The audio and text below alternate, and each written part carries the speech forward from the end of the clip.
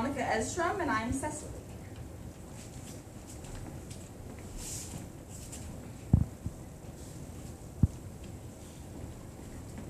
Pray, let me introduce myself to you. My name is Cecily Cardew. Cecily Carr. What a very sweet name. Something tells me we're going to be great friends.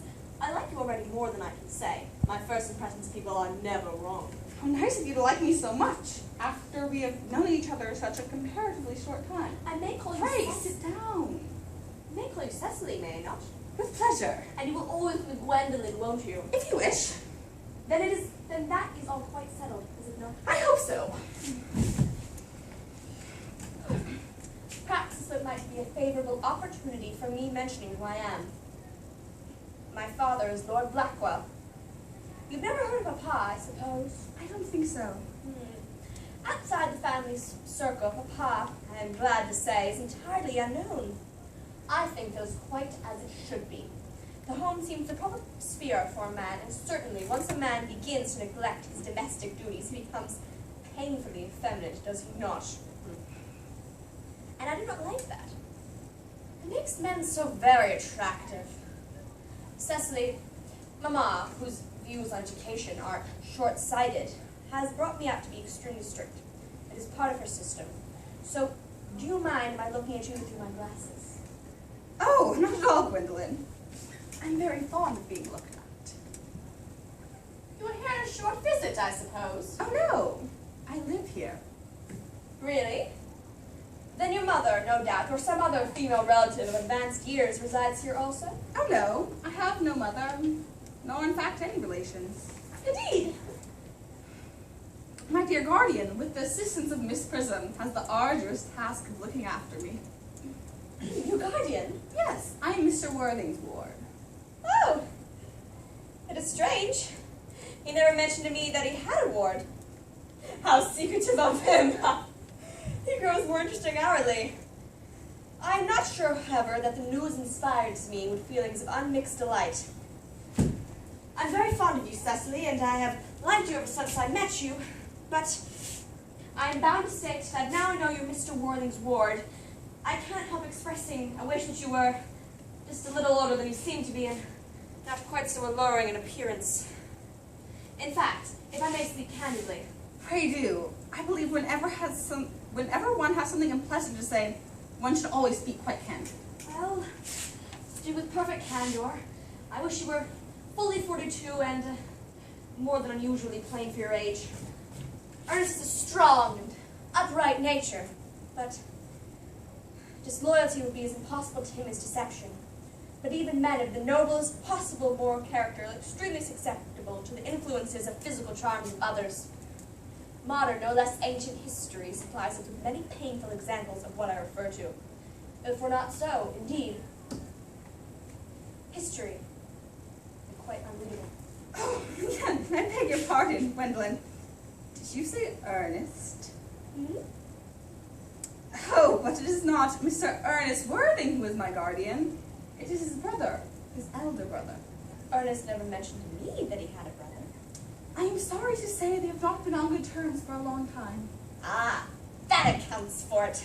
And now that I think of it, I have never heard any man mention his brother. The subject seems distasteful to most men. Cecily, you've lifted a burden off my mind. I was growing most anxious. It would not have been terrible if a cloud had come across a friendship like ours, would it not? Of course, you're quite sure that it is not Mr. Ernest Worthing who is your guardian. I'm quite sure. In fact, I'm going to be his. I beg your pardon? Dearest Gwendolyn, there is no reason why I should make this a secret to you. Our little county newspaper is sure to chronicle the fact next week. Mr. Ernest Worthing and I are engaged to be married. My darling Cecily, I think there must be some slight error. Mr. Ernest Worthing is engaged to me. The announcement will appear in the Morning Post on Saturday at the latest. I'm afraid you're under some misconception. Ernest proposed to me exactly 10 minutes ago. It is very curious. for he asked me to be his wife yesterday afternoon at 5:30. If you care to answer to confirm the incident, pray do. I never travel without my diary. One should always have something sensational to read on the train. I'm very sorry, dear Cecily, if it is any disappointment to you, but I am afraid I have a prior claim. It would distress me more than I can tell you, dear Gwendolyn, if it caused you any mental or physical anguish, but I feel bound to point out that since Ernest proposed to you, he clearly has changed his mind. If the poor fellow has been entranced into any foolish promise, I shall consider it my duty to rescue him at once, and with a firm hand.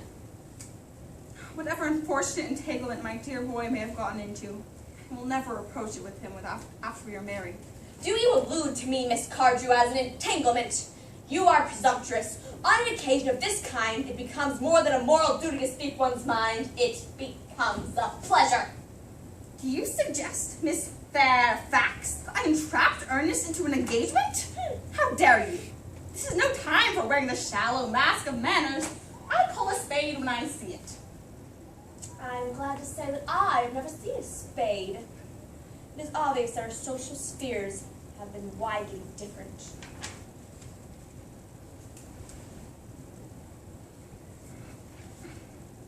Are there many interesting walks in the vicinity, Miss Cardew? Oh yes, a great many. From one of those hills, quite close, you can see 5 counties. 5 counties. I don't think I should like that. I hate crowds. I suppose that's why you live in the town. Quite a well-kept garden, Miss Cardew. So glad you like it, Miss Fairfax. Oh, I had no idea there were any flowers in the country. Flowers are as common here, Miss Fairfax, as people are in London. Personally, I cannot understand how anybody manages to exist in the country. If anybody who's anybody does, the country always bores them to death. This is what the newspapers call agricultural depression, is it not? I believe the aristocracy are suffering very much from it at present. It is almost an epidemic amongst them, I have been told. May I offer you some tea, Miss Fairfax? Thank you. Detestable girl. But I do require some tea. Sugar? No, thank you. Sugar is not fashionable anymore. Cake or bread and butter? Bread and butter, please. Cake is rarely seen in the best of houses nowadays.